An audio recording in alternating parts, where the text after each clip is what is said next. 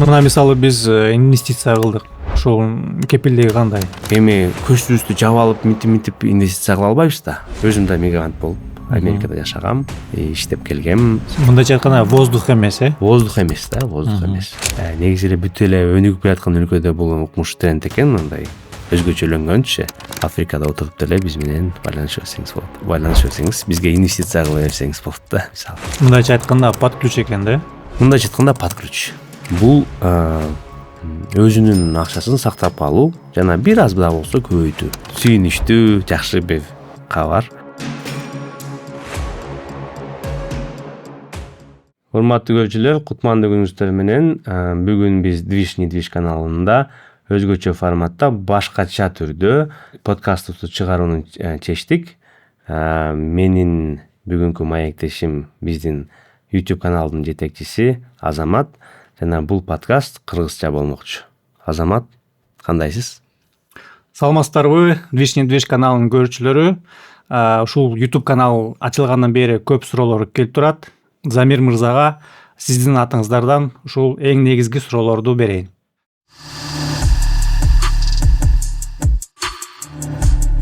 Замир мырза, сизди Электромобайл компаниясынын жана Медсити компаниясынын негиздөөчүсү катары билебиз.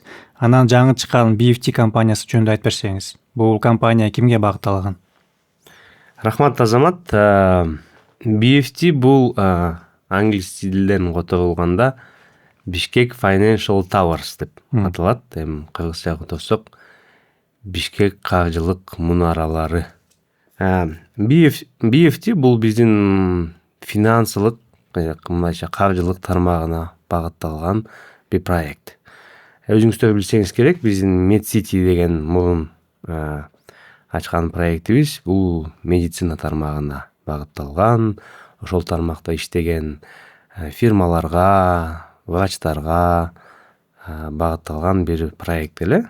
Эми ошого окшош кылып эле биз финанс тармагында иштешкен эч кандай уюмдарга, андан тышкары ишкерлерге багытталган бир проект ойлогонбуз. Кыялыбызда Бишкек Financial Towers бул Бишкектин Уолл-стрити болсо деген үмүт да. Эмнеге дегенде, өзүңүз билсеңиз керек, Советский көчөсү бул илгертеден бери эле Моссоветте бул мисалы финансылык борбор да. Акча алмаштыруу. Акча алмаштыруу. Эки көчөнүн ортосунда Кыргызстандын эң көп наличкасы болгон көчө болсо керек деп айтып койсо болот. Азыр деле ошондой. Азыр деле ошондой. Курстардын эң биринчи маалыматы ошол жерден угулат. Өзгөрүүлөрдүн баарын ошол жерден карап турабыз. Эң жакшы курсту ошол жерден алабыз. Бул эми секрет болбосо керек, даже көп эле фирмаларга акча алмаштырганда банктардан да жакшы курс ошо биздин Моссоветте, Обменкада курстар болот да. Даже эл алдында Моссоветтин курсу деген бир сөз бар. Ал негизи эле ушул 20 жылдан бери, 30 жылдан бери калыптанып келип калган бир көчө да, мисалы. Андан тышкары мынтип карасак, ошол эле Советский көчөнүн ылдый жагында биздин дүйнөгө таанылмал Дордой базарыбыз бар. Анан ошол эми Советский көчөнүн эми бир аз үстүрөөк жагына шаар өйдө жылып бараткандыктан микрорайондорго элдер күнүгө өйдө ылдый агын болуп өтүп турган жолдун боюнда Бишкек Financial Towers деп проект баштаганбыз. 30 соток жерде эки окшош бири-бирине болгон мунара. Өзгөчөлүктөрү эмнеде? Өзгөчөлүктөрү проекттин мисалы финанса менен көп алектенген фирмаларга убактысын үнөмдөө үчүн эң керектүү нерселердин баардыгын бир жерге чогулту. Мисалы бул эмне? Нотариустар. Мисалы мен да жетекчи болуп, көп эле жетекчилер билсе керек, нотариуста көп убактын кетет. Тактап коелу, кайсы көчөлөрдүн кесилишинде? Советский менен Медерово көчөлөрүнүн кесилишинде. Бул өтө да өйдө эмес, өтө да ылдый эмес. Центр менен микрорайондордун ортосунда да. Күнүгө Советский көчөсүндөн эң көп, аябай көп кишилер өтөт. Өйдө ылдый. Анан эми ал биринчи катарда болгондуктан биздин проектти байкабай коюу или байкабай калуу мүмкүн эмес да, өзгөчө көрүнүп турат. Ошол проектти баштаганыбыз кимге багытталган? Ошол айтып өткөндөй финанс менен көп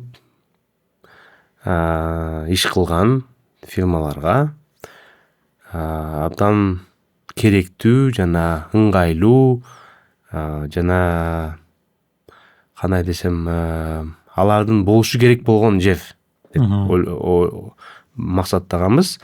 Мисалы айтып өткөндөй эле нотариустар. Көп эле фирмалардын жетекчилери нотариуста көп убакыт колго өтөт.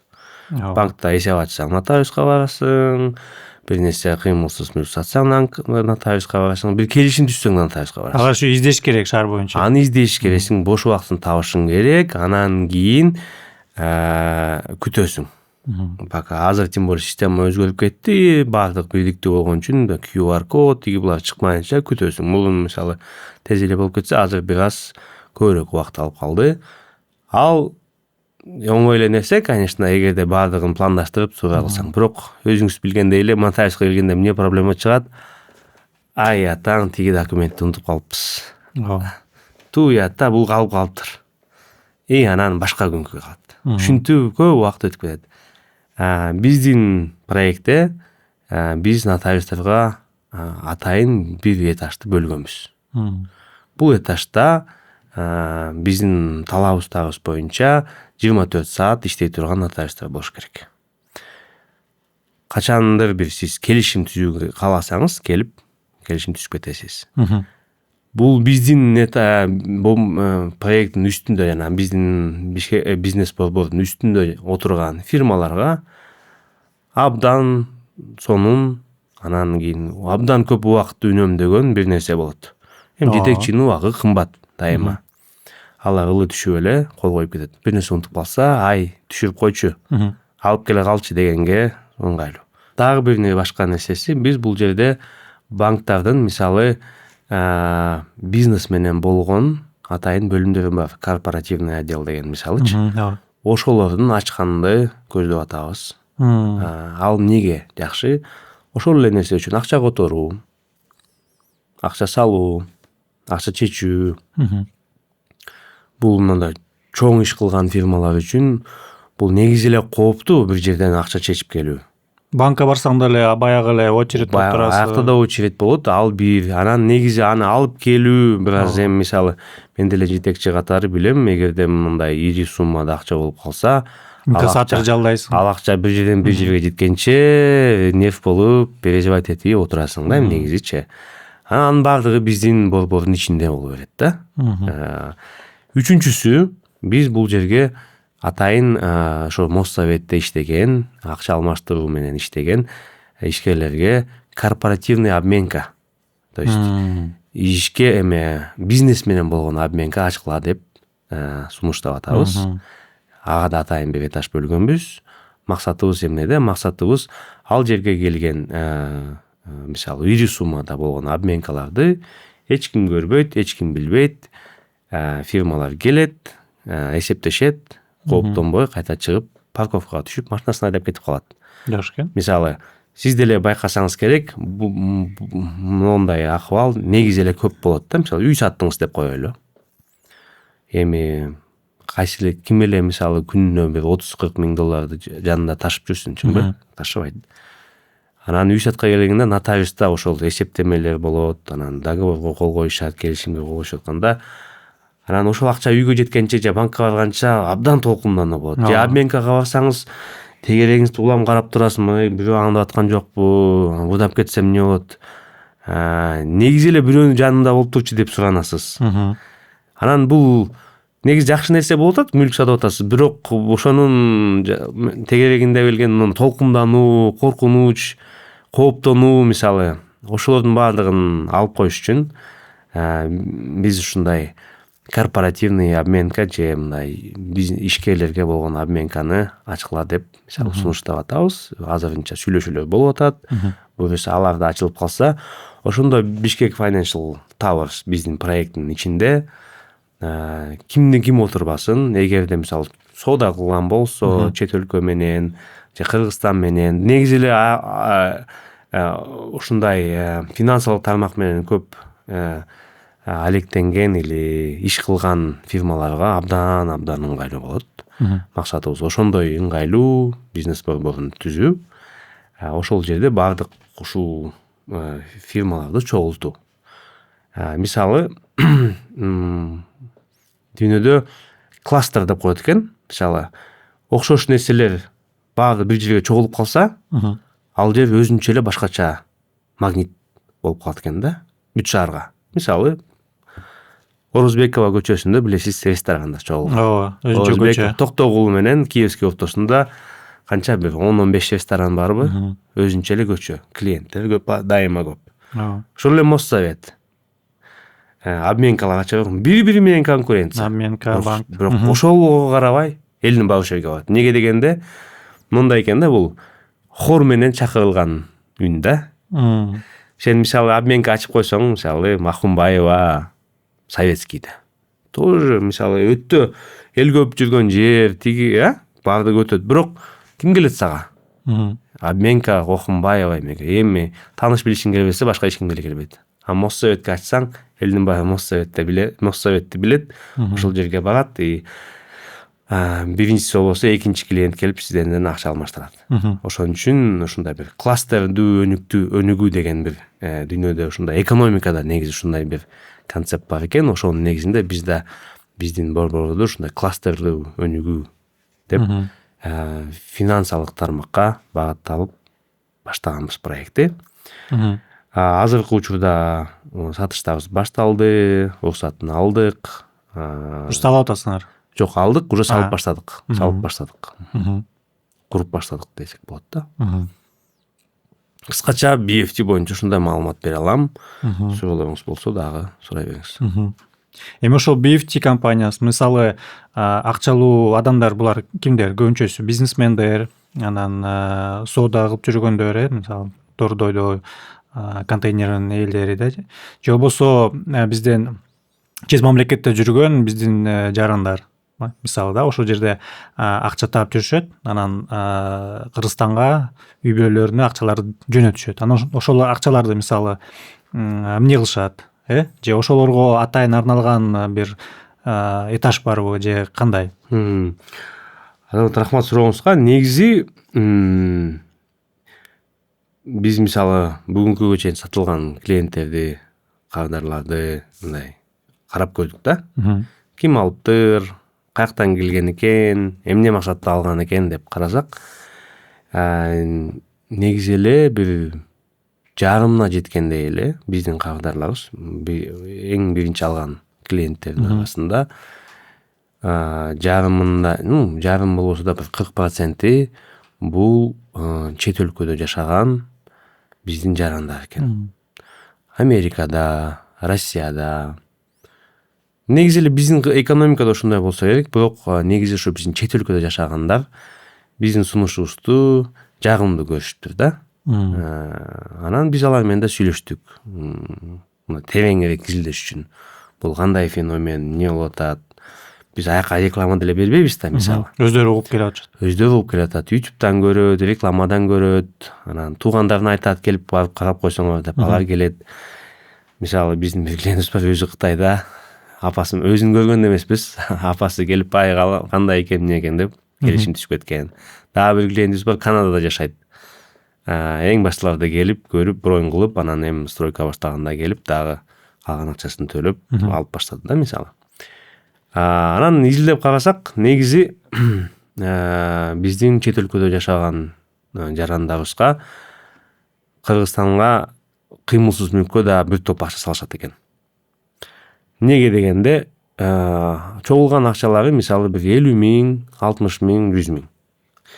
Ал өнүккөн өлкөлөрдө ал акча менен өтө эле көп иш кыла албайсың. Бул 3-4 жылда чогулган акча, айлыктарын чогултуп же премияларын алып ушундай. Негизи оңой келген акча эмес да, эми мындай чогулуп келген акча. Анан карасак эмне болот? Квартира, может, балким алып да көргөн чыгар. Бир эки квартира алып, аны да көргөн чыгар. Может, туугандарына да берип көргөн чыгар. Анан биз берген сунушубуз мисалы эң жагымдуусу эмне болгон экен десем, управляющий компания дешти. То есть биздин ошол эле комплекстебизде бир башка бир фирмасы бар да. Ал өзү сиз алган мүлктү, мен офис алдым деп алдыңыз деп коелу, мисалы 50 квадрат болсун. Өзү арендага тапшырып, келишимди түзүп, сиз ээсине айына арендасын төлөп турат. Сиздин картаңыздын маалыматын бересиз, айына акчаңызды алып турасыз. Мисалы ошол өтө жагымдуу келиптир, ошондуктан алышкан экен. Анан кийин ойлодук биз да, эгерде элдер ошондой болуп келип атса, ошондой бир талап болсо, анда биз ошол кишилерге, чет өлкөдө жүргөн биздин кыргыз жарандарына атайын бүт алардын талаптарын, суранычтарын камтыган бир программа чыгарайлы деп чечтик. Анын атында Мекендеш деп аталат. Мекендеш. Мисалы мен Америкада трак айдайм. Биздин дагы бир Кыргызстандын шаары Чикаго деген, трак айдайм, акчаны топтоп койдум. Эми ушул акчаны салайын деп атам, же батир аламбы, үй аламбы, же офис аламбы, ошонун жолдорун айтып берсеңиз, сиз менен кантип иштеше алабыз? Биз ушул интервьюда сиздин талаптарыңызды, максатыңызды аныктагандан кийин ошого жараша бир канча инвестициялык стратегияны сунуштайбыз. Биринчиси, мисалы сиз Замир, мен башым оорубасын, мен акчаны мынча акча бергенге даярмын, айына мынча түшүп турса ыраазымын. Ал акчаны мен туугандарыма, ата-энеме берип турушум керек дейсиз. Анда биз эмне кылабыз? Анда биз сизге азыркы учурда арендатору болгон, айына ижара акысы түшүп турган бир кыймылсыз мүлктү сунуштайбыз. Ал кыймылсыз мүлктү сиздин атыңызга же сиздин ишенген кишиңиздин намына жаздыргандан кийин айына арендасын сизге берип турабыз. Ал сиздин карточкаңызга түшүп турат, сиз аны болсо каалаган кишиңизге берип коесуз, ал ошого жараша корото берет. Мисалы бул канча сумма? Мисалы азыркы учурда арендага берилген мүлктөрдөн 8-тен 10%ке чейин айына тапса болот. Айына дейп, жылына. Мисалы $50,000 салган болсоңуз, жылына 4 же $5,000 киреше келет арендадан. Мүлкүңүз турат, жана арендадан мынча алып турасыз. Бул сиздин картаңызга түшөт, аны сиз туугандарыңызга же жакыныңызга берип койсоңуз болот. Бул биринчи вариант. Экинчи варианты мындай болушу мүмкүн. Сиз айтышыңыз мүмкүн. Замир, мен 3 жылдан кийин кайтайын деп атам. Тажадым, көрдүм, тойдум. Америкадан чогулган акчам ушундай. Мен келгенде жакшы жашоо жашагым келет, ошого жараша даярдык көрөлү. Анда биз сиз менен кандай стратегия кылабыз? Анда биз сиз менен мисалы перспективасы өтө чоң болгон, баасы тезирээк кымбаттай турган жерлерден жер тилкесин алабыз, участок. Ал участок 3-4 жыл, 5 жылдын ичинде баасы бир топ эле көтөрүлүп кетет. Мисалы шаар чоңоюп атат, шаар чоңоюп атат, мисалы элдер өйдө жакка жылгысы келип атат, же чыгыш жакка жылгысы келип атат. Ошого жараша сиздин алган мүлкүңүздүн баасы көтөрүлөт. Сиз келген учурга жараша сиздин бияктагы эмеңиз, финансылык мындай базаңыз, фундаментиңиз даяр болуп калат да, мисалы. Ошондо участок жерди караганда, мисалы азыр баасы канча? 2-3 жылдын аралыгында канча өсүшү мүмкүн? Канча пайыз көрөм ошондо? Негизи бир Кыргызстанда участоктардын баасы 5 жылда бир 2 эсеге чейин көтөрүлүп кетиши мүмкүн. Балким адан да көп болуп кетиши мүмкүн. Бирок бул уже биздин тажрыйбабыз негизинде туура тандалган, мисалы бул коңшулары ким, тегерегинде эмне болуп атат, кен планда кандай өнүгүп каралып атат, ошондой жерлер болуш керек да. Сизди барып туруп бир коктунун жеринен жер алып берип койсок, анын баасы көтөрүлбөй тура бериши мүмкүн. Же бир сельхоз земляны, мисалы доверенность менен азыр эртеңгүсүн трансформация болот деген жерди алып берип койсок, конечно, ал буйруса бүтөт деген менен анын баасы көтөрүлбөй тура бериши мүмкүн. Бирок эгер туура тандалган, туура анализделип тандалган жер болсо, анда сиздин албетте ал жердин баасы кымбаттайт, сиз да пайдасын көрөсүз. А участоктон тышкары башка проекттер кайсы тараптарга Участоктон тышкары башка проекттер да бар. Мисалы 2 жылдык 3 жылдык проекттер бар. Мисалы курулуш кармагында мисалы ошол эле жерди алып курулуш компаниясына берсе болот. Ал 2-3 жылдык проект, мисалы 2-3 жылдык акчаңыз кармалат. Андан тышкары мисалы алып сатуу, мисалы бирөөгө акчага зарыл болуп калганда кээ бир кишилер ошол эле кыймылсыз мүлкүн арзан сатууга макул. Аны алып койсоңуз 2-3 айдан кийин эле кайта кымбатыраак сатып койсоңуз болот. Мисалы андай да кылсак болот. Бул сиздин булардын баардыгы сиздин талабыңызга жараша да, мисалы. Сиздин максатыңызга жараша план түзүлөт, анан ошол пландын негизинде сиз менен иштейбиз. Сиз ойлобоңуз, биз эптеп эле өзүбүздүн мүлкүбүздү, өзүбүздүн проекттерибизди сиздерге сатыш максаты депчи. Ошондой ой болуп кетти. Ошондой болуп кетти. Биздин проекттер албетте биздин оюбузча атайын даярдалган эң сонун проекттер. Тигил риск тарабынан, келечек тарабынан, айлык киреше тарабынан каралганда эң сонун проекттер. Аны деле сизге сунуштайбыз, бирок эми аны сизге ал деп эч ким кыйнабайт да. Андан тышкарыда биздин адиштик оюбуз боюнча биздин Кыргызстандын мындай өнүгүп келаткан кыймылсыз мүлк базарынын мисалы траекториясына жараша, трендтерине жараша анализделген, байкалган жакшы варианттар бар, мисалы. Ошолорду даярдап беребиз. Анан кааласаңыз аны тандайсыз. Кааласаңыз мындай келишим, бул негизи бул келишим, биз менен түзүлгөн келишим, бул доверительное управление же trust management англисче айтмакчы, кыргызчасы ишенимдүү башкаруу. Бул эмнени билдирет? Мисалы, биз сиздин максатыңызга жараша, сиздин мүлкүңүздү же сиздин акчаңызды ошого жараша башкарабыз. Мисалы, $50,000 болсо, же банкта $50,000 болот. Же сиздин аттын наамыңызга жазылган мүлк болот. Бул абдан сонун кепилдик.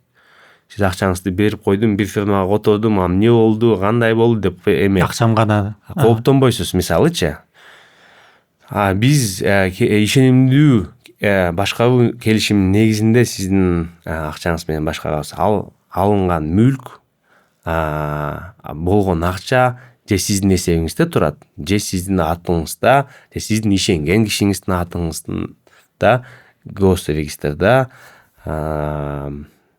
катталган болот да.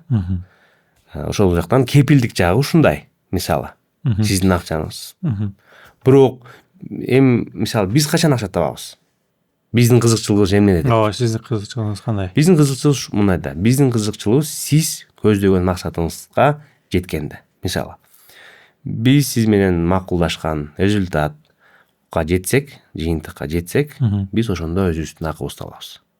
Ошондо мисалы ижарага алынган мисалы дүкөн болобу, дарыкана болобу, ошол келген кирешени кантип бөлөбүз? Ай сайынбы же жылдын аягындабы? Бул негизи сиз менен түзүлгөн келишимде ижара болсо, анын бир бөлүмү ай сайын алынып турат.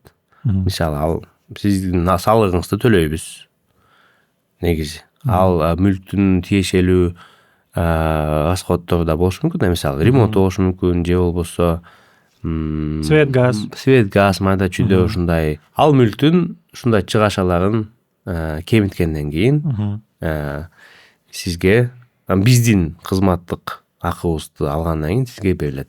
Бирок анын баардыгы, кыскача айтканда, анын баардыгы төлөнгөндөн кийин сизге, инвестор катары акчасын ишенип берген кишиге айтып өткөндөй эле 8-10% чейин таза бүт салыгы төлөнгөн, бүт чыгашалар төлөнгөндөн кийин түшө турган аренда.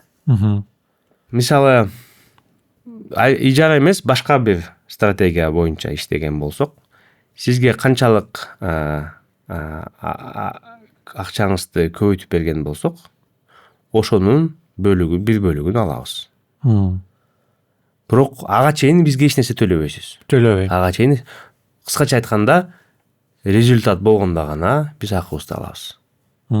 Биз сиздин ийгиликке жетишиңизге кызыктабыз. Ошондуктан канчалык көбүрөөк ийгиликке жетишсеңиз, ошончолук биздин акыбыз да көбүрөөк болот. Башкача айтканда инвестициялык партнер болуп калат.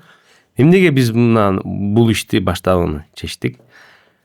Көп эле кишилер, мисалы азыр өткөндө да интервью келген коноктордун интервьюсунда алган маалыматтарга карасак, көп эле киши менин оюмча жарымынан да көп болсо керек бүгүнкү күндө кыймылсыз мүлк алып аткан кишилер, үй бүлөлөр, чет элде жашаган жарандар болушу мүмкүн. Бул өзүнүн акчасын сактап калуу жана бир аз да болсо көбөйтүү. Коркунучсуз сактап калуу, бир аз да болсо көбөйтүү максатында алынган нерсе экен да. Бирок бунун бардыгы абдан жөнөкөй метод менен, жөнөкөй подход менен кылынып атат да. Мисалы профессионалдуу, адистик көз караш менен карап эгерде кылса, бул андан да көп жыйынтык алып келиши мүмкүн. Ошону биз мисалы бизде андай кызмат жок Кыргызстанда, ошону биз сунуштап атабыз да. Мисалы өнүккөн өлкөлөрдө бул негизи эле бар. Мисалы Швейцарияда карасаңыз толтура банктар бар. Баа үй бүлөлөрдүн акчасын башкарышат. Мисалы кээде мисалы чоң фирмалардын бир киши убагында түптөгөн, өстүргөн, бир деңгээлге жеткизген, бирок бала чакасы аны карагысы келбейт. Анан негиздөөчүсү уже картайып калган. Ушундай ишенимдүү башкарууга берип коюшат. Анын ишенимдүү башкаруучу мындай келишилген, мындай сүйлөшүлгөн бир результатка жараша аны улантып кете берет. Балдары жүрө берет. Алар дивиденд алып коюп эле жүрө берет. Бирөөсү музыкант болот, бирөөсү сүрөтчү болот, там каалагандай. Баары бизнесмен боло бербейт. Баардыгына бизнесмен болуштун кереги жок экен да. Ошондой эле мисалы биз Кыргызстанда карасак, негизи кыргыз элинин чогулган, топтогон дүнүйөсүнүн баардыгы айланып келип эле кыймылсыз мүлккө өтөт экен. Анткени башка барар коопсуздуу башка бир вариант жок экен да. Малга салсаң, мал эртең кандай болот белгисиз, ооруп калат, там карышкыр жейт, там тууганыңа карайсың, чабанга көз карандасың дегендей. Кээде ал убакыт да талап кылат. Тууганыңа бересиң, досуңа бересиң, күйөөсүң. Ошонун баардыгын өткөндөн кийин элдер айланып келип эле кыймылсыз мүлккө келген. Бул кыймылсыз мүлккө келгенде деле биздин элдин эң жоң билгени, эң жакшы билгени бир однокомнатный, двухкомнатный, бир бөлмөлүү, эки бөлмөлүү батир сатып алабыз. Башканы деле билбейбиз негизи эле. Анын да профессионалдуу түрдө мындай анын да профессионалдуу түрдө эгерде карасак, андан да жакшы натыйжа алып келсе болот экен. Ошону биз өзүбүздүн бизге ишенген кишилерге сунуштап атабыз. Мисалы азыркы учурда 4-5 ушуга окшогон чет өлкөдө жашаган инвесторубуз бар. Алар кимдер? Бирөөсү Австрияда жашайт. Бир улуттаралык уюмда иштейт, айлыгы жакшы. Анын түшкөн айлыгын улам бир нерсеге, бир кыймылсыз мүлккө инвестиция кылып турат. Мисалы биздин убагында биздин бир Медсити комплекстерибизге инвестиция кылган. Анан ал бүткөндөн кийин азыркы күнгө чейин айына арендасын алып турат.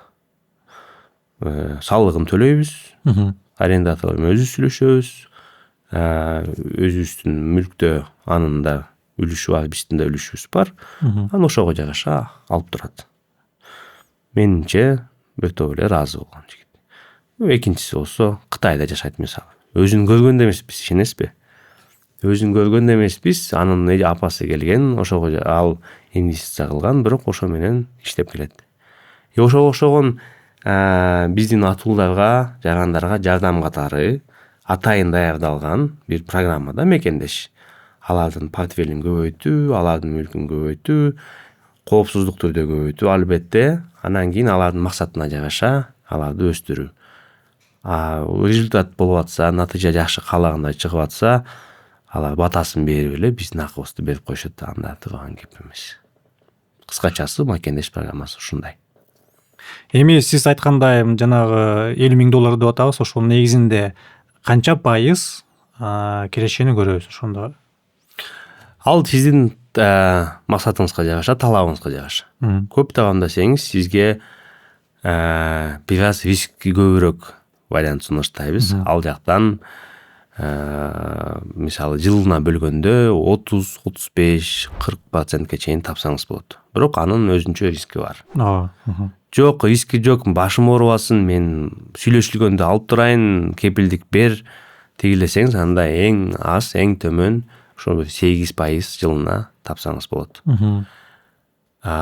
Мисалы 5 жыл, 10 жылга биз менен келишим түзсөңүз, анда албетте ал мисалы финансылык көрүнүштө адан да көп болушу мүмкүн. 2 эсе, 3 эсе сиздин берген акчаңызды биз 2 же 3 эсе көбөйтүшүбүз мүмкүн. Бул эми ошо өнөктөштүк келишимге жараша, ишенимдүү келишимдин шарттарына жараша болот. Бирок кыскачасы ушундай. 8%тен бул эң кепилдиктүү, эң коркунучсуз, аренда алган вариант. Анан эң узун мөөнөткө багытталган, риски көбүрөөк варианттарын кылсак, анда 30-35ке чейин барса болот жылына. Жакшы экен. Эми ушунун баарын өзүңүз жалгыз иштетпейсиз да? Сиздин командаңызда сиз менен иштеген адистер, алар кимдер ушуну анализдеген? Албетте, негизи чоң ишти эч качан жалгыз кыла албайсың. Биздин ушул багытта иштеген атайын топторубуз бар. Мисалы, бир бөлүгү аналитика кылат. Алар бааларды изилдейт. Мисалы, рыноктогу тенденцияларды изилдейт. Мисалы, жакында эле биз коммерциялык мүлктөр боюнча изилдөө жүргүздүк. 2015 жылдан баштап бүгүнкү күнгө чейин болгон Бишкек шаарында болгон 30,000 коммерциялык мүлктүн маалыматын карап чыктык. Бул канчадан арендага берилген, кайсыл убакта канча болгон, кайсыл район, канчадан сатылган, ушуларды камтыган маалымат да жакын арада. Мисалы, анын да бир результаттарын жакшылап презентация кылабыз. Бул эмнеге маанилүү? Анткени эми көзүбүздү жаап алып мынтип инвестиция кыла албайбыз да. Макул, өзүбүздүн акчабызды антип кылсак да, эл бизге ишенген, элдин акчасын анта албайбыз, чынбы? Жоопкерчиликтүү түрдө инвестиция кылыш керек. Эми аны бул дүйнөдө баардыгы эле ушинтип иштешет. Баардыгы жакшылап, туура изилдеп, карап, маалыматтарга таянып изилдет. Ошол бир аналитика командабыз бар. Андан тышкары сатуучу командабыз бар. Абдан күчтүү сатуучу командабыз бар. Алар болсо, мисалы, клиенттер менен сүйлөшкөндү билет, 2-3 жолу жолукканда алардын талабына жараша ыңгайлуу шарттарды берген. Мисалы, ошол эле бизге биз сиздин акчаңызга сатып алган мүлктү, мисалы, 2-3 айдан кийин кайта сатыш керек болуп калса, ошол эле сатуу командабыз сатып берет, мисалы. Анан жакшы бир маркетинг командабыз бар.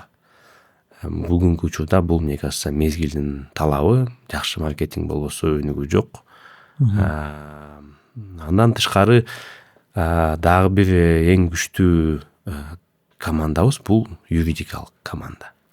Мисалы, биз 11 жылдан бери курулуш кылып келебиз. Курулушта ар кандай маселе бар. Улам текшерүүлөр болот. КРСте, архитектурада, мисалы, бир жерде карасак, биз анын бүт потенциалын карай алабыз. 1-2 жумада топосъемка алдында кандай эмелер өткөн, кызыл линия кайерде өткөн, генпланда кайерде эмне болот, коңшуларда эмне болуп келатат, ага канча этаж үй салса болот же салбаса болбойт, жердин составы кандай. Мисалы, кээ бир жерлерде 10 этаж сала албайсың. Салсаң да болот, бирок өтө кымбат болуп келет.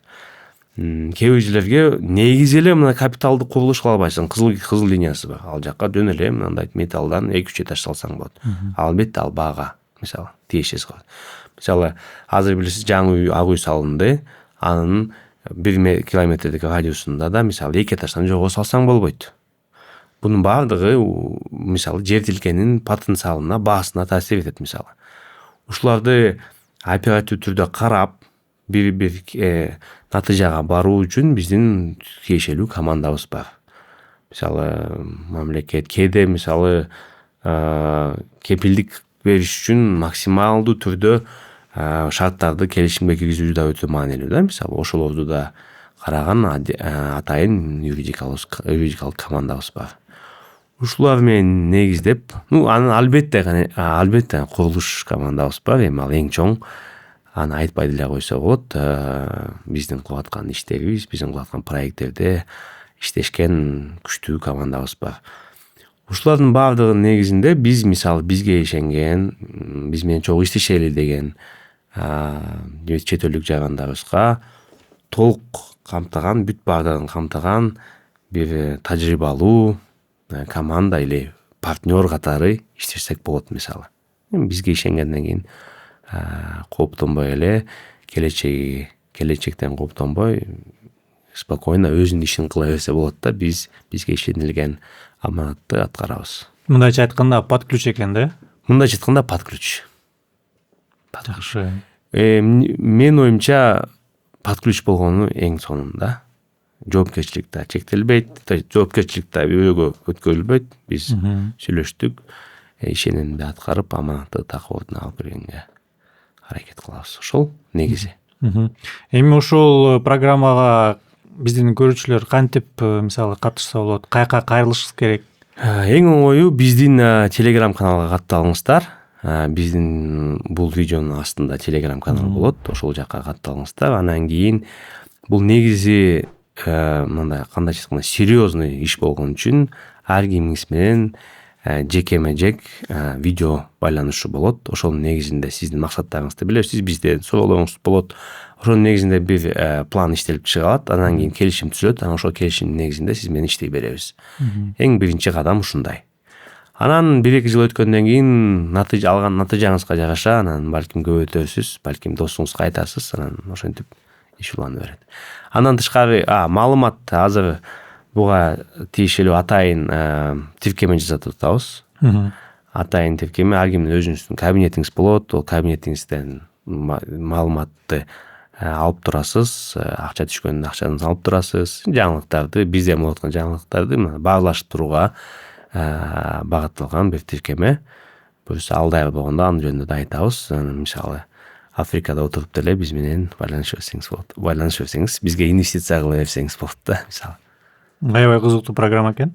Рахмат. Жакшы. Эми ушул программада мисалы кошулам дегендер канча акчасы болуш керек? Минимально, эң аз. $5000 болобу, 20 канча болуш керек? Негизи ар бир өнөктөшүбүз менен отуруп сүйлөшөбүз да. Бул абдан убакыт талап кылат. Анын суроолоруна жооп бериш керек, маалымат даярдаш керек, анан кийин маалыматты кармап туруш керек, байланышты кармап туруш керек. Бунун баары принцип каражат талап кылат да, убакытты.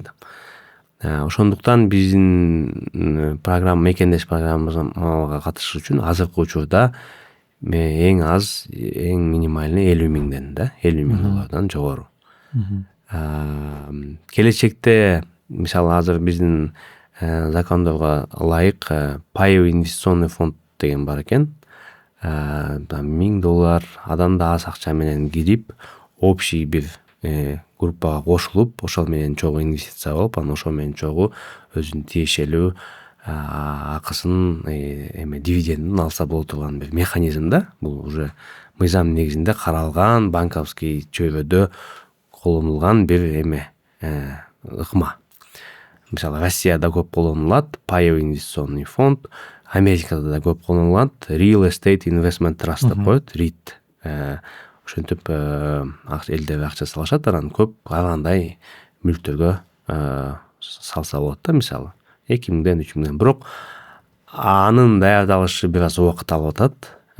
Биз мисалы анын механизмдери кандай болот, толук изилдеп, кайсынысы ыңгайлуу болот, ал бүтө элекпиз. Балким жылдын аягына жакын ошондой бир опцияны ачсак болот. Бирок азыркы учурда мындай жекеме жек сүйлөшүш үчүн, жекеме жек инвестиция кылыш үчүн эң азынан $50,000 башталган бир программа да. Андан тышкары мындай да программабыз бар. Эгерде негизи эле акча менен кириш эме шарт эмес. ооба. Эгерде сиздин Кыргызстанда болгон бир мүлкүңүз бар болсо, же унам бар. алып койгон 2-3 мүлкүңүз бар, бирөөдө жатат, туура эмес колдонулуп атат, каралбай калды, эмне кыламызды билбейм, караганга убакыт жок, ойлонгонго убакыт жок десеңиз, андай мүлкүңүздү да айтсаңыз болот. Эми биз профессионал адис болгон үчүн ал мүлк жөнүндө да бир оюбуз, пикирибиз болот да. Мисалы, балким ал мүлкүңүздү колдонуп, сиздин портфелиңизди өстүргөнгө жолун карасак болот. Мисалы, бир жерде жериңиз бар, балким жер тамыңыз бар. Ошону Жер тамым бар. Балким ошону да мисалы карап, ошону балким сатабызбы, сатып мындай кылсак болот деп сизге айтышыбыз мүмкүн. Мынчага сатылышы мүмкүн деп айтсак болот. Мисалы, же болбосо ошол эле жер тамдын негизинде балким башка бир пикирлер, башка бир проекттер болушу мүмкүн. Кыскача ушундай да. Бирок, конечно, бул эми экинчи вариант. Негизи эле максатыбыз сиздин каалаган, биздин алыстагы жүргөн жараныңыз өзүнүн каалаган максатына жетиш да, жеткизиш. Анан ошондо гана өзүбүздүн акыбызды татыктуу түрдө алыш да негизи. Мен ойлойм, мисалы, өзүм да мигрант болуп Америкада жашагам, иштеп келгем. Көйгөйлөрү негизи эле мындай: Кыргызстанга баргың келет, иштегиң келет, өз жериң, өз элиң, туугандарың, жакындарың. Бирок барсам эмне иш кылам дейсиң. Биякта алган айлыгың тигил жакта алган, мисалы, Америкада же Россияда таап аткан айлыгыңдан бир кайла ылдый. Мисалы, Россияда болсо балким өтө айырма болбосо да, Америкадан келсең бир топ эле айырма. Бизнес кыласыңбы? Бизнес кылганда а где гарантия, что получится дегендейчи. Андайда кепилдик эч ким бере албайт. Бирок кайткың да келет, ошол жакта жакшы жашагың келет. Анан тиякта иштеген, эмгектен тапкан акчаңды ушундай бизге окшогон адистер менен өнөктөшүп, туура инвестиция кылсаң, туура пайдалансаң, чогулган акчаң биринчиден сакталат, экинчиден коопсуздук түрдө көбөйөт. Анан ал түшкөн, айына түшкөн дивиденд болобу, ошого жараша келип, биякта как минимум ойлонгонго убактың болот, ойлонгонго мүмкүнчүлүгүң болот. Может быть, 6 ай жүрөсүң, 1 жыл жүрөсүң, досторуң менен сүйлөшөсүң, анан балким бир нерсе кылсаң болот. Кыргызстанга кайтууга бир база да, биринчи вариант. Экинчи вариант — Кыргызстандын өнүгүшүнө салым. Ошол эле биздин проекттер албетте Кыргызстанды өнүктүрөт да, жаңы проекттер болгондуктан. Ал бир. Экинчиден, мисалы, кээ бирлерге ай сайын, мисалы, мигрант мындай бир биздин жараныбыз мындай бир акыбалга түшөт да: мен күнүгө иштешим керек, акча табышым керек, жумушка чыгышым керек. Чыкпай калсам, биринчиден үй бүлөмө айына жөнөтүп аткан болсо, үй бүлөм кантет, бала чакам кантет, ата энем кантет, ооруп калсам алар кантет. Ушундай бир камсаноо болот да. Ошолорду акырындан чечүү үчүн убагында туура инвестиция болсо, мисалы, андай ойлор да, андай переживания, кооптонуу азаят да, мисалы. Экинчиден, мисалы, эгерде жаңы эле айткандай ижарага берилип аткан мүлккө салган болсо, эми ошол эле атуулуз айына ошо жөнөтүүнүн кереги жок да, мисалы. Ошол дивидендти биякта жакыны тууганы ала берет, мисалы. Өзү да келсе, айына түшө турган, тамып аткан акчасы бар. Албетте көбөйүп бир деңгээлге жеткенден кийин айына түшө турган акчасы бир топ эле жакшы акча болуп калышы мүмкүн, мисалы. Ошол. Анан кийин үчүнчүсү негизи эле мындай: эгерде бир аз дагы макул риск көрөйлү, өстүрөйлү деген болсо, бир аз дагы башка бир варианттарды, кыймылсыз мүлктүн секторунда башка варианттарды бир эме сунуштайбыз. Аларда да өсүшү 1-2 эсе болсо жакшы да, мисалы. Дагы бир нерсе, келечекке кылынган бул инвестиция. Мисалы, жана айтып өттүм го, балким 5 жыл келбейсиз, балким 10 жыл келбейсиз, иштейсиз. Жаштыкта берсин мээнетти, картайганда берсин дөөлөттү деген сөз бар го. Ошол сыяктуу эгерде жаш кезиңизде биздин башка бир өлкөдө иштеп, көбүрөөк акча табып, анан алар чогулуп биякта бир нерсеге үйүлүп, чоң бир нерсе болуп кааласаңыз, кыймылсыз мүлк менен бул мындай буну ишке ашыруу кыйла эле жеңил. Анан эми реалистично деп коет го. Ушундай кылып коюш чындап эле реалистично да. Конечно, башкаларга, досуңузга тиге буга инвестиция кыла берсеңиз болот. Эми ал өзүңүздүн ишиңиз. Бирок эгерде бир аз кооптонуп атсаңыз, жок мейли аны да кылайын, муну да кылайын десеңиз да, кыймылсыз мүлктө бизге окшош өнөктөштөрүңүз болсо, менин оюмча эч качан утулбайсыз. Мына мисалы биз инвестиция кылдык. Ошол кепилдиги кандай? Эртең жалып каласыңар, кетип каласыңарбы, эмне болот? Бул суроого жооп мындай. Бүгүнкү күндө Кыргызстанда эгерде сиз бир банкка акчаңызды тапшырсаңыз, мамлекет $1 000 сомуңузга кепилдик берет. Сиз $1 000 сом бул бир $11,000. 11,000 тегерегинде $1 да. 50,000 салдыңыз, ал банкрот болуп калса, эртең сизге мамлекет $11,000 төлөп берет. Калганын кепилдик бербейт эч ким. Бизге кылган инвестиция или биз менен чогуу иштешкен учурда мекендеш программасында кепилдигиңиз мындай. Биринчиден, бизге акчаңызды бербейсиз. Биз акчаңыз менен биз акчаңызды башкарабыз. Кыскачасы, же сиздин эсебиңизде акчаңыз болот, бул толук суммаңыз, же сиздин айтып өткөндөй эле наамыңызда кыймылсыз мүлк болот. Бирок сизде же акча болот, же кыймылсыз мүлк болот. Анан кыймылсыз мүлктүн кандай гарантиясы болушу мүмкүн? Эми эң коркунучтуусу эле эми Кыргызстанда Кудай сактасын, согуш же жер титирөө нерсе болсо, кыймылсыз мүлкүңүзгө бир залакасы тийиши мүмкүн. Баасы түшүшү мүмкүн, же урап калышы мүмкүн. Андан тышкары мындай риски деле, коркунучу деле жок мисалы. Биз Кудай сактасын, биздин фирмага бир нерсе болгон учурда да сиздин мүлкүңүз бизге катталган эмес да, сиздин мүлкүңүз сизге катталган, сиздин мүлкүңүз сиздин атыңызда болгондуктан, акчаңыз сиздин эсебиңизде болгондуктан ага эч кандай коркунуч тийбейт. Бирок бул жерде негизги маселе мында турат. Сиз бизге болгон ишенимиңиз, биздин тажрыйбабызга болгон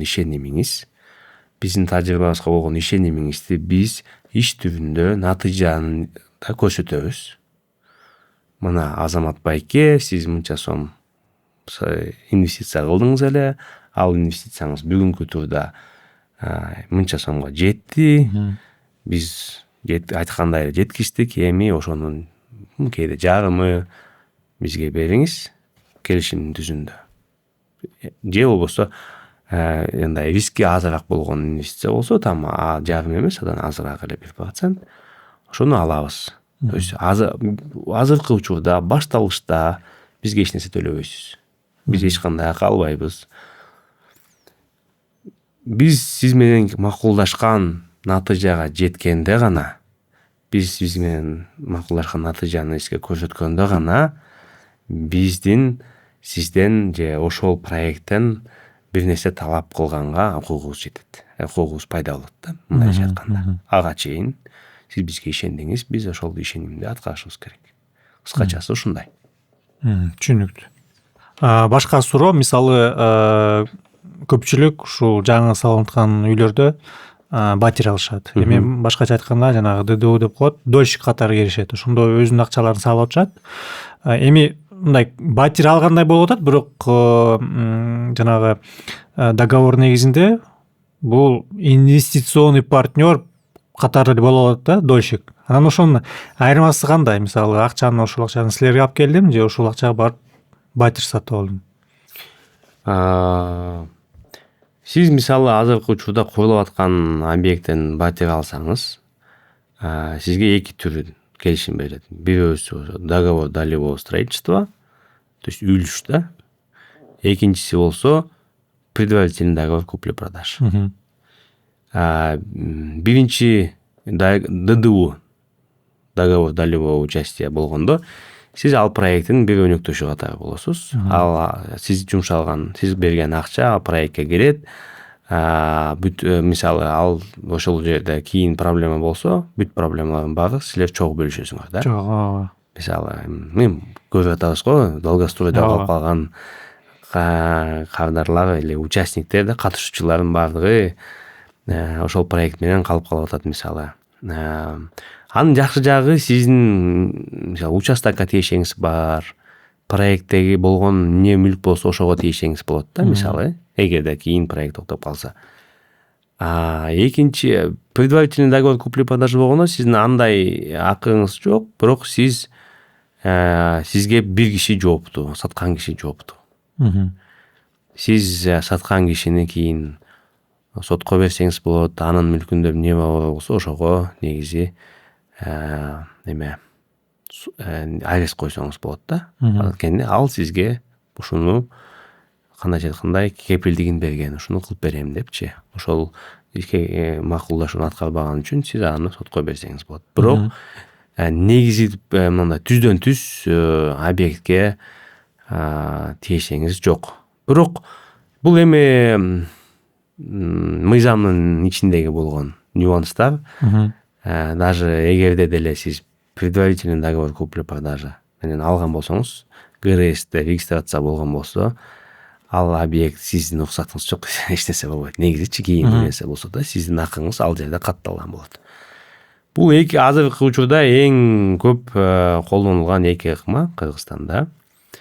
Бул проект курулуп аткан объекттерге киргенде, бир нерсе ошол жактан бир нерсе кыймылсыз мүлк сатып алганда каралган келишимдер. Биз азыркы эле айтып өткөн ишенимдүү башкаруу келишиминде бул андай эмес. Ишенимдүү башкаруу келишиминде негизи эле сиз көбүнчөсүндө кыймылсыз мүлктүн даяр кыймылсыз мүлк болот. Бул же бир жер тилкеси болот. Курулуп аткан объекттерге кире турган болсок, анда сиздин каалооңузга жараша атайын кирсек болот. Негизи эле бул даяр арендасы түшүп аткан, ижарасы түшүп аткан даяр мүлк же жер тилкеси. Мондай, кандай десем, коопсуздугу бекемирээк болгон варианттарга сиздерге сунуштайбыз да. Анткени бул көп узун убакытта болгон үчүн, анан кийин эми жашоодо ар кандай болушу мүмкүн. Жашоодо ар кандай коркунучтар болуп калышы мүмкүн. Ошодон сизди коргош үчүн бизге берилген аманатты аткарыш үчүн ошондой бир безопасный эле коопсуз, коркунучсуз варианттарын тандап, юридикалык жактан да ошондой эле варианттарды гана сунуштап атабыз. Мындайча айтканда воздух эмес, Воздух эмес да, воздух эмес. Бул негизи эле туура айтасыз, мисалы көп алып аткан жаңы проекттерге воздух, мен завоздух проектин сатып алып атабыз. Ал жерге негизи ал активдүү курулуш 2-3 жылдык бир мөөнөткө ошол застройщик менен, проекттин автору менен негизи өнөктөш болосуз да, кыскачасы. Эми жанагы Бишкек Properties деген компания бар сизде. Ушул эмне компания, эмне иш кылат, эмне жөнүндө? Бишкек Properties компаниясы бул негизи эле биздин кыймылсыз мүлктө кылып аткан бүт бардык проекттерибизди бириктирген бир негиздөөчү компания десек болот. Негизги компания. Мисалы, Бишкек Properties'тин ичинде подбренд, өзүнчө кичинекей брендтери бар. Мисалы, MedCity бренди. Бул медицина тармагында болгон кыймылсыз мүлктөр. Ошол врачтардын, медицина тармагында иштегендердин талабына дал келген, талабына ылайыктуу курулган мекемелерди биз курабыз, сатабыз, же арендага беребиз. Андан тышкары Бишкек Properties бул ар кандай кыймылсыз мүлктөрдү коммерциялык болобу же бартер болобу ошолорду ижарага да берип келет. Бул ижарага берген, айына бир өлчөмдө аренда ижара акысы түшүп турган бир иш да мисалы. Ошону да башкарат. Андан тышкары бул мисалы өткөн жылдан баштап биз мындай толук кандуу болгон бүт энергиябызды жумшап офистик кыймылсыз мүлктөргө кирдик. Офисный недвижимость. Мисалы бул бизнес центрлер, бизнес борборлор.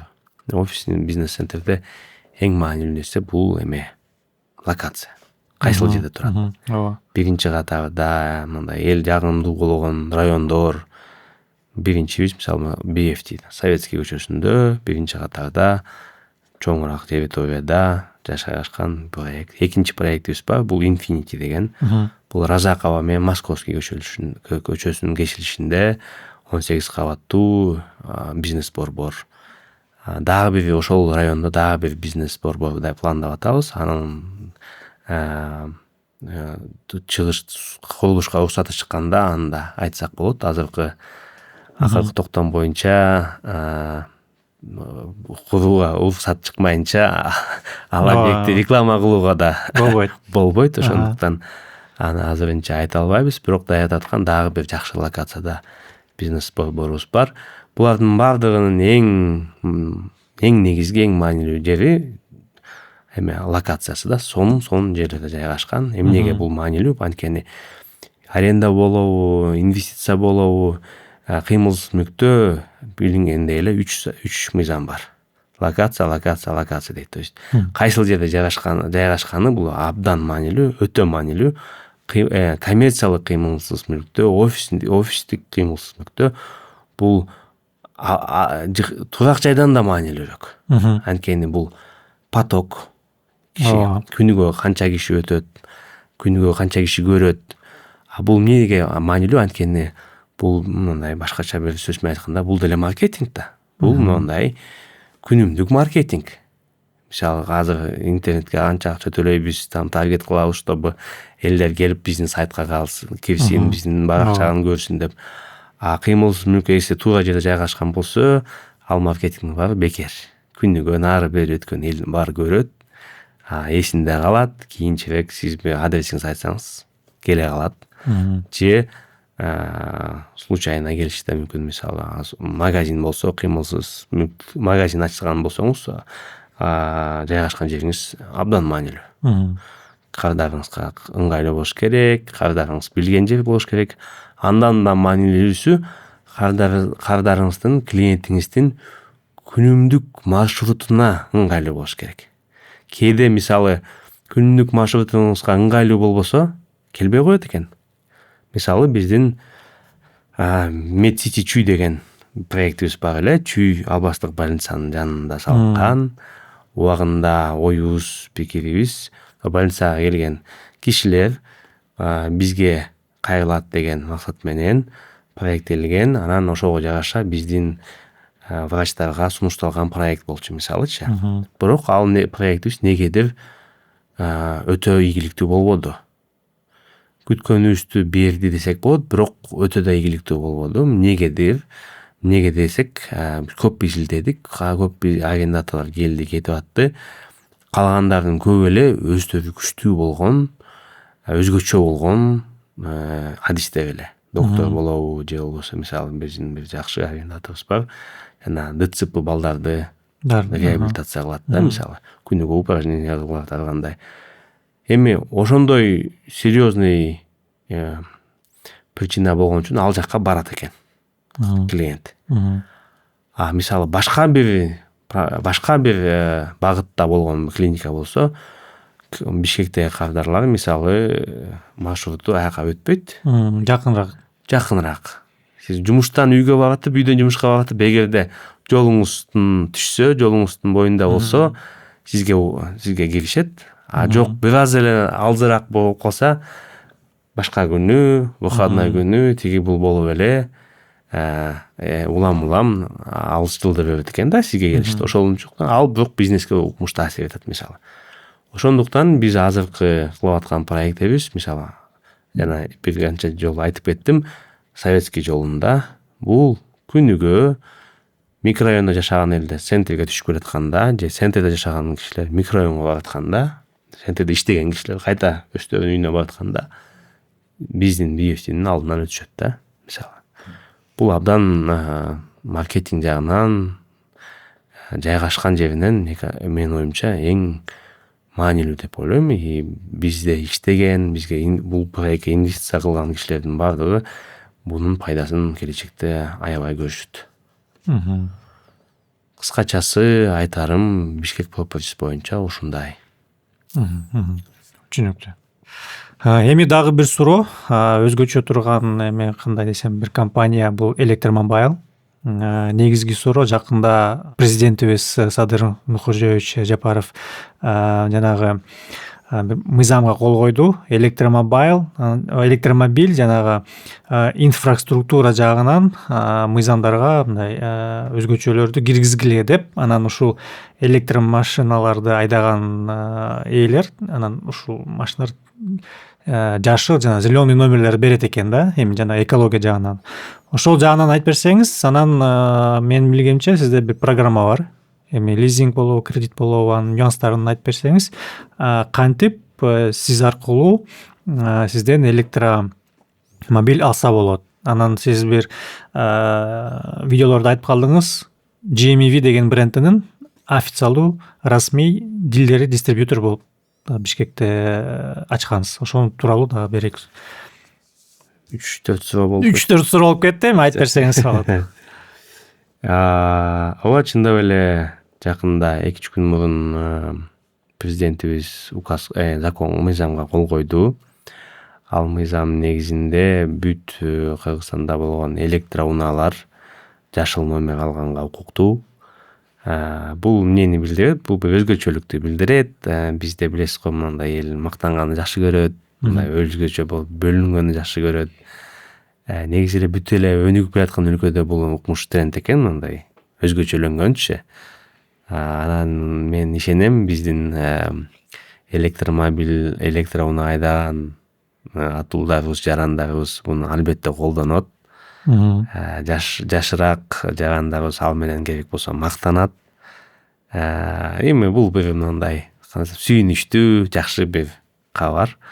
Андан тышкары ал мыйзам негизинде анча мынча жол эрежесин бусканда штраф төлөгөндө жеңилдиктер каралган. Эми башка унаа айдагандарга караганда, мисалы сиз азыраак штраф төлөйсүз. Анан дагы бир жакшы нерсеси бул мисалы кээ бир муниципалдуу жана мэрияга караган парковкаларда сизге дисконт берилет. Азыраак парковка төлөйсүз. Неге деп мындай эми бул шаардын, биздин мамлекетибиздин электромобилдерге болгон бир саясаты, бул бир сигналы, эл журтка өтүңүздөр жакшы болот деген. Буну албетте биз сүйүнүч менен кабыл алабыз. Ал биздин жашообузга күнүмдүк түрдө мындай көрүнүп баштаганда анын эффекти андан да күчтүү болот деп ишенем. Мисалы жашыл номер менен бөлөп атабыз. Ой, бул эмне деп мисалы. Балким жанагы биздин эми айтып жүргөндөй Фрунзе, зеленый Фрунзе болчу деп айтып калбаспы? Балким таза абага жыттап калабыз. Анан калабыз. Да, ошондойлор болот. Анан машиналарыбыз көбүрөөк жашыл машиналар, жашыл технологиядагы машина болсо, негизи эле Кыргызстанда аба тазарат, Бишкекте өзгөчө аба тазарат, анан кийин шум азаят. Мисалы үн чыкпайт да ооба, электромобилде үн бир кыйла эле аста. Анан кийин негизи мындай өзгөчө мындай трассалардын боюнда жашаган элдерге жакшы болот да, анткени эми терезеден улам эле угулуп өтөт экен. Мисалы электромобиль менен болгондо же мисалы пробка убагында байкасаңыз керек, пробка убагында терезени ача албайсың, анткени баардык түтүн ача. Электромобиль көбөйсө андай проблемабыз албетте азаят да. Ал закон албетте кубандырат. Бир гана бизде эмес, мен оюмча бүт Кыргызстанда электроунаа айдагандардын баардыгын кубандырат. Буюрса анда жыргалын, анда жакшы жагын көрөбүз. Экинчи сурооңуз боюнча айтып кетсек, ооба, азыркы учурда биздин Дос Кредо банк менен болгон байланышыбызда бир кардар Кыргызстанда электроунаанын 10% эле төлөп, мисалы $20,000 машина болсо, ошонун $2000 төлөп, калганын 5 жылга чейин бөлүп төлөсө болот. Сом менен, доллар менен эмес, сом менен пайызы 20% жылына. 20% жылына. 5 жылга. Ошондо мен мисалы $20,000 машинанын айлык төлөмү бир 43 000 сом болот экен. $2,000 төлөп 43 000 сомго айына төлөй алсаңыз, бүгүнкү түрдө келип биздин салонго келип бир машинаны айдап кетсеңиз болот да. Бул эми менин оюмча болбогон, мурун болуп көрбөгөндөй жеңилдик. $2,000 менен эле сен жапжаңы $20,000 машина айдап кетсең болот. Мен эсимде 2006-2008 жылдары мен Америкада жашаганда салонго барсам ушундай шарт берет эле да. Мен ушу таң калдыр элем. 5 жылга болгону бир $2-3 000, $5,000 чейин акчаң менен сен жапжаң машинаны айдап чыксаң болот экен да салондон мисалы. Буюрса ошондой убакытта Кыргызстанга да келип калды. Негизи Кыргызстан машина унааларды абдан сүйгөн эл экен. Өтө тез айланып турат экен. Анан ошондой болгонуна карабай арендага да талап көп экен. Негизи Кыргызстан автоунаа айдаганга да өтө ыңгайлуу өлкө да, баары жакын.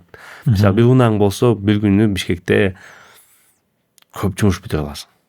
5-6 жумуш. Чоң шаарларда мисалы 2-3 жумуш болсо Бишкекте 5-6 жумушту бүтүрүп коесуң. Бир четинен кийинки четине жетиш тез эле да. Ошондуктан ошончуктан унаа айдаган негизи эле бир топ жеңилдиктерди берет. Мындай шарт менен бүгүнкү учурда бир гана биздин салондогу машиналар эмес, бирок заказга да машина алсаңыз болот. Мисалы азыркы учурда Демирбанк биздин корпоративный клиентке алып келдик. Расмий унаа кылып электромобиль. Андан тышкары өткөн айда Бета чай заводуна алып келдик. 12 машина. Алардын бардыгы эми бул жакшы сигналдар. Анткени биздин, скажем, мындай айтканча корпоративдик дүйнө, иш дүйнөсү расмий түрдө электромобилдерге өтүп атат. Бул моданы улантып атат десек болот. Кийинчерээк дагы көбүрөөк ишканалар, дагы көбүрөөк компаниялар электромобилге өтөт деген үмүттөбүз. Негизи ошол үмүт менен жашап келебиз да. Азыр 1-апрелде өзүңүз билгендей эле мурункудай чоң соода, Россия менен болгон чоң соода токтоп калды. Азыркы учурда Кыргызстандын талабын толукташ үчүн биз электромобилдерди алып келип атабыз. Ошонун негизинде GMEV деген өткөндө айтып өткөнбүз, бренддин официалдуу дистрибьюторун алганбыз. Бул эмне болгон бренд? Негизи Кытайда Jiangxi деген бир регион бар экен. Ал региондун өкмөтү Renault, глобальный биз билген Renault, Nissan холдинги бар, билесиз, дүйнөлүк белгилүү. Ошол менен келишим түзүп, орток компания ачышкан экен. Компаниянын аты GMEV, Jiangling Motors EV, Electric Vehicle да. Жарымы 50% Renault'га татыктуу, 50% ошо Jiangxi деген регионго карайт. Ошо мамлекеттик өкмөткө да, ошо провинциянын өкмөтүнө. Анан ошол заводдон чыккан машина. Renault бул евростандартты киргизген ал машинага, Кытай тарап аны чыгарган. 5 жылдык, кечире 8 жылдык гарантиясы бар. 150 000 километрге чейин гарантиясы бар. Мисалы азыр көп кооптонуу бар электромобиль боюнча. Батареясы кандай болот, эртең кайсы болобуз, ал кандай болот, тиги кандай болот. Мисалы ошолордун баардыгын биз заводдон чыккан гарантиясы менен биз заводдун Кыргызстанда өкүлү болдук да. Бул статуска жетиш да өтө оңой болгон жок. Мисалы 6 ай, 8 ай сүйлөшүүлөр болду. Алар келди, биз текшерди, биз баардык заводун көрдүк. Анан пландарды содалаштык, мынча болот, мынча кылабыз деп. аягында бир келишимге жеттик. Анан ошол келишим негизинде алып келдик. Бүгүнкү түрдө биздин автосалондан алынган GMV машиналары бардыгы ушундай гарантия менен эч кандай кооптонбой алып айдай берсеңиздер болот. Же ишканаларга алса болот, мамлекеттик уюмдарга алса болот мисалычы. Кандай мыйзам расмий өкүлү катары завод берген бүт гарантияларды бере алабыз. Ошолорду биздин алган кадрларга сунуштай алабыз. Кыскача айтып кетсем, бул бир седан, анан кийин малолитражка дегенде кичинекей эконом класс машиналары, эки варианты эң популярдуу. Седандары болсо мындай Теслага окшошураак, мындай ак. Байкадым кузову окшош экен, Кузову окшошураак. Батареясы абдан сапаттуу, 500 километрге. Андан тышкары белким Фитке окшош машиналарыбыз ал 11 миңден тегерегинде. 11 миң тегерегинде машинаны унааны алам десеңиздер, $1,100 төлөйсүз. Калган 5 жылга узатып алсаңыз болот. Мисалы, кызыңыз болобу, жубайыңыз болобу, апаңыз болобу, алып берип койсоңуз, укмуш жыргашат. Биринчиден гарантиясы бар, экинчиден үнөмдүү, күнүгө бензинге кетпейт акча, убакыт экономия, анан эми айлык акчасы деле 20 миң сомдой болот болуш керек. Эми мынтип карасаңыз, мурунку түрдө бензинге кетаткан акча азыр проценттен көбүн да төлөп, акысын да машина уланын акысын да төлөгөнгө жетет да мисалы. Анткени абдан үнөмдүү машина. Мисалы 500-400 сом айына кетет, балким светке, электричествого төлөйсүз. Калганын бардыгы бекер. Эми мындайча айтканда, бул жанагы баягы эле Renault, Nissan брендтери, ошол эле унаалар, башкасы ушул шилдик эле GMV болот экен да, Абдан туура. Биз да эми Кытайда көп да чыгарган машиналар. Анан ушу биз да тандаганда улуттар аралык деңгээлде сапаттуулугу аныкталган, сапаттуулугуна ишенген брендти тандаганбыз. Ошондуктан бул Renault компаниясынын дочерной кыз компаниясы да, ошонун курган ишканасы. Ошон үчүн эгерде Renault, Nissanга канчалык ишенген болсоңуздар, биздин GMV-лерге да ошондой эле ишенип алып айдай берсеңиздер болот. Эми бул баягы башында Кытай унаалар келгенде баары эле коркуп эле бул эмне болгон бренд деп жүрдүк эле, жанагы BYD дегенде ишенбей, эми BYD деген эң мыкты машиналарды чыгарат да, унааларды. Анан жанагы сиз айтып атасыз, малолитражка, эми Fit айдагандардын баары ошол малолитражкага өтсө болот турбайбы? Абдан туура. Мисалы, Fit азыр $6,000-$8,000 чейин состояниясына жакшы. Бирок булар баары эски колдонулган машиналар. Азыркы учурда $11,000 жапжаңы, заводдон жаңы чыккан пакет менен 5 жыл рассрочкасы менен 10% эле төлөп 11 миңге машина алсаңыз болот. Бул эми биз бүгүнкү күнгө чейин болуп көрбөгөндөй бир жеңилдик. Менин оюмча бул албетте биздин кыргыз элине пайдалуу болот деп ишенем. Буюрса сатыштарына баштадык. Эми да бир сыйра тактап коеюн, жанагы аккумулятор деп коет. Анан сиздин айтып аткан гарантияңыз, сервисный обслуживание ошондо кандай болуп калат? Мисалы, 1 жыл айдап атам, аккумулятор менен бирдемке болду, силерге келем, Биздин гарантия боюнча мисалы 8 жыл гарантия берилет батарейкасына, аккумуляторуна, же 150 миң километр. Ошондо кайсынысы биринчи орундалган болсо, гарантия бүтөт да. Ага чейин гарантияны колдонсоңуз болот. Эгерде бир нерсе бузулса, аккумулятор мисалы мурункудай кубаттуулугун бербей калган болсо, биз гарантиянын негизинде аны алмаштырып беребиз. Жакшы экен. Абдан сонун. Замир, менин оюм боюнча бир жакшы маек болду. Көп суроолорго жооп бердиңиз.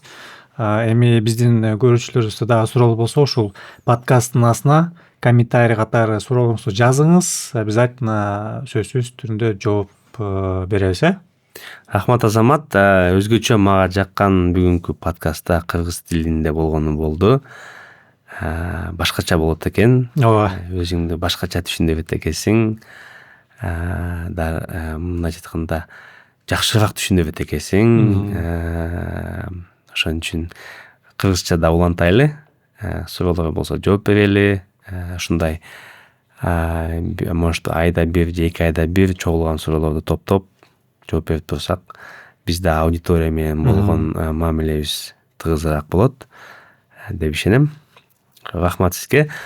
Мен да биздин көрүүчүлөргө айтарым, урматтуу көрүүчүлөр, эгерде сизге биздин кылып аткан, биздин чыгарып аткан видеолорубуз жага турган болсо, видеонун ылдый жагында мындай бир кнопка бар, ошону басып коюңуздар.